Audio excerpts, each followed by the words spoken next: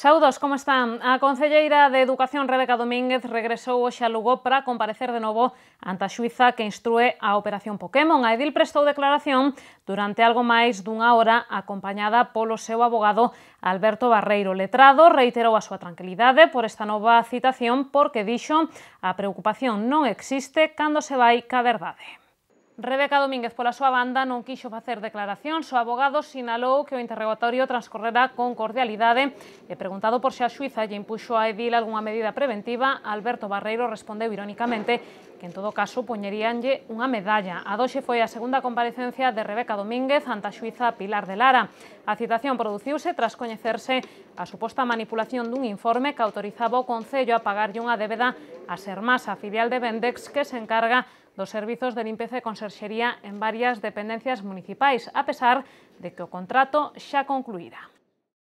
Pola declaración de Rebeca Domínguez, preguntamos hoxe ao alcalde de Santiago, tamén imputado na Operación Pokémon. Ángel Currás dixo descoñecer os motivos desta segunda citación, lembrando que o caso está baixo segredo de sumario. Novamente, o rexedor apelou á prudencia.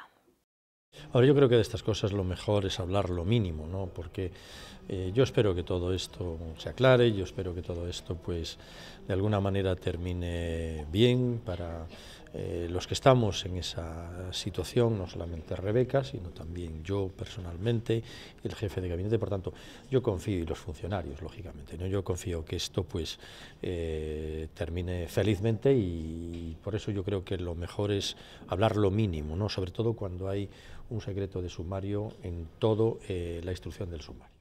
E o alcalde tamén lle preguntamos polo que dixo no pleno extraordinario do pasado xoves, cando insinuou que o socialista Bernardino Rama puido ter cometido algunha irregularidade cando era o concelleiro de Obras e Infraestructuras. Ante estas acusacións, o PSOE pediulle a Ángel Currás que acuda aos xulgados con probas, e isto era o que lle respondía o rexedor. Sí, pues tomo buena nota. ¿Va a acudir a los juzgados? No, digo que tomo buena nota de eso. ¿Pero tiene alguna prueba? Bien, en su momento hablaremos de eso, En su momento hablaremos de eso.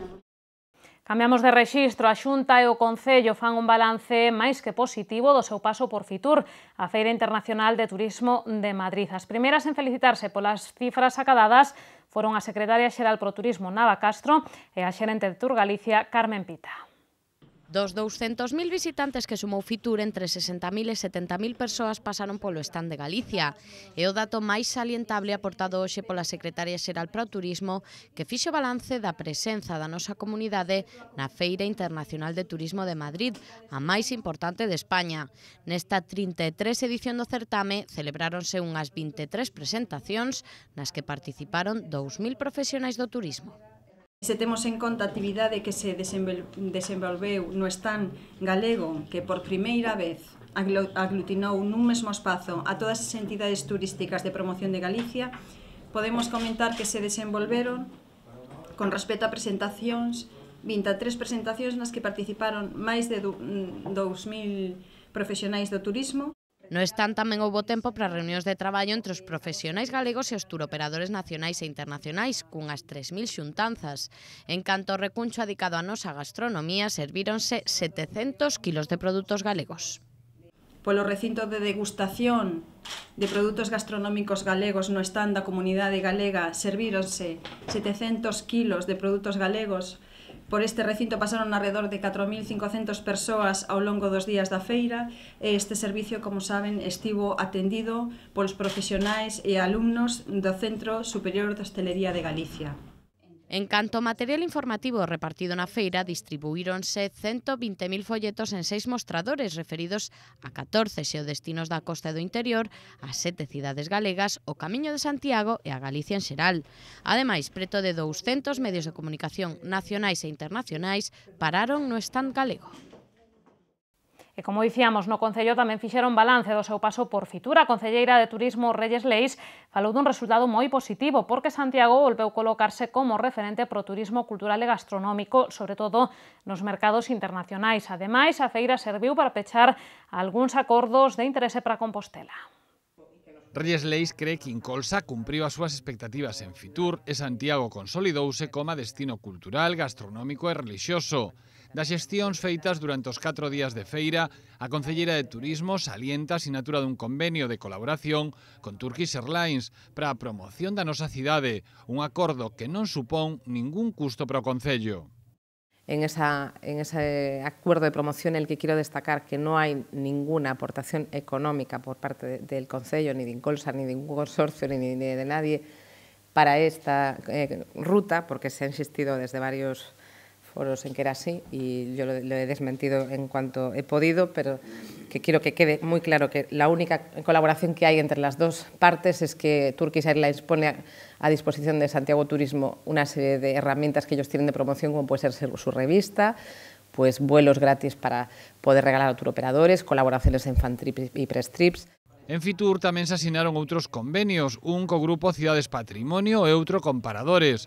Os dous acordos contemplan tarifas especiais co obxectivo de atraer turistas nacionais tralo baixón do último ano. Ademais, mantívose unha reunión con Renfe para aproveitar o tirón do AVE. Vamos a intentar pues ese mismo convenio, bueno, para empezar ya a trabajar con él, mientras se va cerrando un convenio propio, que incluso hemos solicitado a la Xunta que lo haga suyo y lo extienda al resto de ciudades gallegas para que todos nos beneficiemos de esas ofertas que puede hacer Renfe ahora, pues con asientos vacíos y de última hora, o incluso pues sabiendo que tiene temporada baja y que tiene pues una ocupación media, pues poder jugar con esas ofertas. Incluso también nos han hablado de que se puedan hacer paquetes concretos para actividades concretas. Leis tamén quixo destacar a importancia da presentación dos Turbox, paquetes turísticos auspiciados polo proxecto europeo CERTO para descubrir os 3 itinerarios culturais europeos, a Vía Francíxena, a Ruta de San Olaf e o Camiño de Santiago. Por certo, que Nava Castro e Carmen Pita quixeron responder ás informacións del Correo Gallego nas que se aseguraba que a campaña de Tour Galicia posta en marcha no centro comercial inglés Harrods esquecía Santiago, dándolle prioridade ás cidades de Vigo e a Coruña. Segundo as responsables de turismo en Galicia, Compostela sí estivo presente a través de pósters nesta promoción da nosa comunidade. A concelleira de Turismo, Reyes Leis, tamén falou do asunto asegurando que de estar ausente Santiago nesa promoción sería un erro. Santiago sí está representado na campaña de Harrods. Se ven a través dunha coñecida imaxe da Catedral de Santiago, que está no interior dos grandes almacéns. Ten aparecido... Son os interiores, aquí están as escaleras de Harrods e aí é onde está situada a imaxe da Catedral inamovible. Sin incluir a maior plataforma turística, bueno, ou a cidade máis importante turísticamente falando como Santiago de Compostela, seguramente seña un erro, non? É certo que eles, bueno, esta campaña estaba contratada fai moito tempo, basándose en unhas compensacións por os convenios cas compañías aéreas.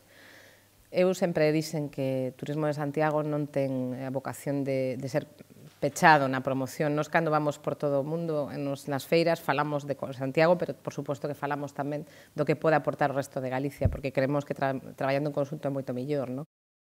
E a mala noticia do día ten que ver como, lamentablemente, xa ven sendo habitual que as cifras do paro. Hoxe coñecimos que xaneiro pechouse con 500 desempregados máis en Compostela.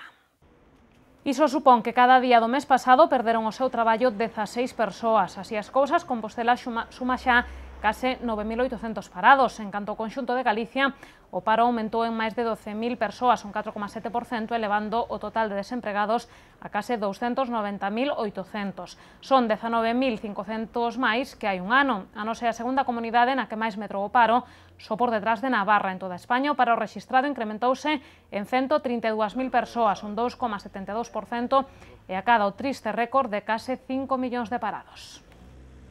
Máis cousas, a parroquia da Peregrina contará con rede de saneamento nas vindeiras semanas, iso sí, 8 anos despois de que a Deputación da Coruña contemplara a actuación no seu plan de obras. Confirmou no concelleiro de Medio Rural que hoxe mesmo manterá un encontro cos veciños da zona para pedirlles que aceleren a conexión das súas vivendas con esta rede. Mais vale tarde que nunca. A Deputación da Coruña vai executar nas próximas semanas unha actuación do seu plan de obras de 2005, a instalación da rede de saneamento e abastecemento da Peregrina. O concelleiro de Medio Rural vai se reunir cos veciños da zona para pedirlles que acometan as conexións da rede cas súas vivendas para despois non ter que levantar as pistas de novo. Os veciños podan xa conforme están nas obras, se están acometendo as obras, xa podan solicitar os enganches de abastecemento e saneamento. Con isto vamos a conseguir, por unha parte, que os veciños teñan uns precios ou que os seus enganches sean máis económicos, e para o Concello vai ser unha tranquilidade saber que despois non vamos a ter que abrir as aceras para facer as acometidas. Bello estima que levar o saneamento todo rural custaría 80 millóns de euros e como cartos non hai, é preciso buscar alternativas. O concelleiro está pensando nunha solución que pasaría por modificar o pexón. Esta afección a temos en moitos núcleos poblacionais do rural en donde están declarados como zonas urbanas e carecen de saneamento e abastecemento. A nosa función no Concello está en coordinar a partir de agora que estes núcleos teñan o servicio ou en algún caso estamos sopesando a posibilidade de facer unha modificación puntual do pexón para que se poda construir en estas zonas. Bello tamén explicou que o mal tempo impediu acometer os traballos para eliminar as fochancas xa previstos para novembro. Ademais, será necesario aumentar a partida de 40.000 euros contemplada inicialmente porque a chuvia está a facer estragos nas pistas do rural. As parroquias máis castigadas son Figueiras, O Eixo, Encesta, Sabugueira, Marrozos, Villestro e San Xoán de Fecha. Neste 2013 cúmprense 200 anos do nacemento de dous dos nomes máis importantes da historia da ópera, Richard Wagner e Giuseppe Verdi. Para celebralo, a Asociación de Amigos da Ópera de Santiago deseñou unha ampla programación que incluirá conferencias, proxeccións de documentais e películas e, como non, moita música. Iso sí, para ver un gran espectáculo operístico en Compostela, teremos que seguir esperando. A Asociación de Amigos da Ópera de Santiago segue traballando para chegarlle o xénero a todos os públicos. Con este obxectivo vai celebrar neste 2013 o 200 aniversario do nacemento de Wagner e Verdi, o primeiro en maio e o segundo en outubro. Entre as actividades previstas haberá conferencias, proxeccións de películas e documentais relacionados cos autores, exposicións e recitais. Algúns concertos aínda están sen pechar e outros serán adaptacións de grandes óperas ao piano, o estilo do que se facía no século XIX e que ven moi ben nos tempos que corren. El siglo XIX, un momento en el que no existían los medios de reproducción sonora, dio lugar a un género que eran las transcripciones y las paráfrasis. Compositores retrabajaban la obra de otros compositores para ofrecerla en versiones de piano que eran tocadas en conciertos, en los salones, en las casas, en las reuniones. Pues bien, en este 2013 veremos cómo oían en el siglo XIX las obras de Wagner y Verdi las personas que no iban al teatro. E que nin hai cartos para organizar grandes óperas, nin Santiago conta cun espazo acaído para acollelas. Recoñecía o alcalde que amosaba o seu desexo de que algún día se solucione esa carencia. Yo confío en que algún día podamos tener ese teatro que permita que la ópera esté presente en la programación y que permita acoger espectáculos que en este momento pues posiblemente el Auditorio de Galicia o el Teatro Principal, de acuerdo con las nuevas óperas, resulta difícil, ¿no?, por el tipo de escenario que nosotros tenemos. A programación deseñada pola Asociación de Amigos da Ópera de Santiago complétase coas conversas líricas no Paraninfo da USC con grandes expertos como Arturo Reverter, Miguel Ángel González Barrio ou Andrea Merli e coas proxeccións de grandes óperas na Fonoteca da Universidade. Ademais, o Teatro Principal acollerá o 10 de maio un concerto concurso no que participarán os mellores alumnos dos 7 conservatorios profesionais de música de Galicia. Por último, a asociación está a organizar sesións pedagóxicas nos centros de educación infantil e primaria de Santiago e comarca. Imos repasar xa a nosa axenda cultural, como sempre, cargada de propostas para o seu tempo de lecer.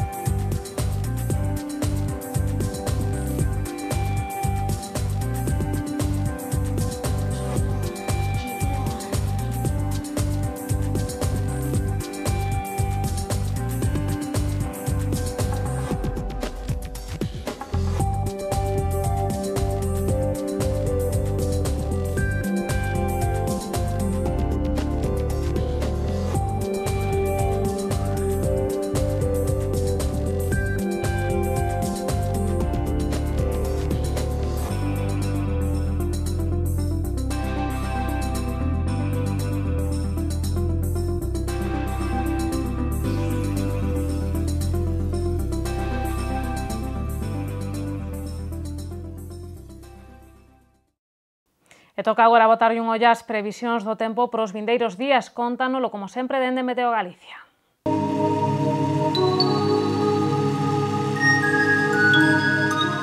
Pedras de Santiago ofrécelle a información do tempo.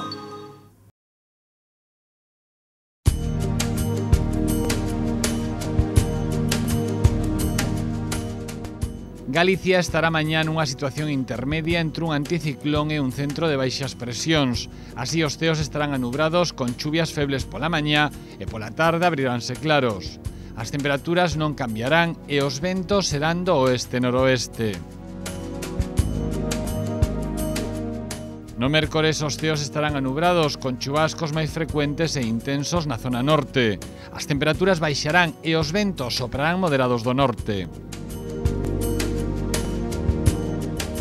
Para os xoves agárdanse ceos anubrados con chuvias illadas e febles no litoral norte. Os ventos serán frouxos do oeste e as temperaturas manteránse sen cambios significativos.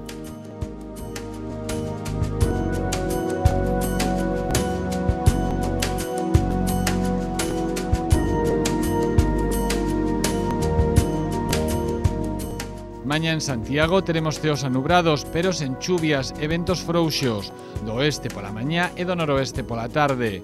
As temperaturas manteránse sen cambios significativos. No mércores os ceos estarán anubrados con chuvias que se irán facendo máis illadas pola noite. O vento será moderado do noroeste pola mañá e do norte pola tarde. As temperaturas baixarán ata cadar mínimas de 6 graus e máximas de 11. Nos xoves os ceos estarán anubrados, pero non se agardan precipitacións ata noite. As temperaturas manteránse sen cambios significativos e os ventos soprarán frouxos de dirección variable.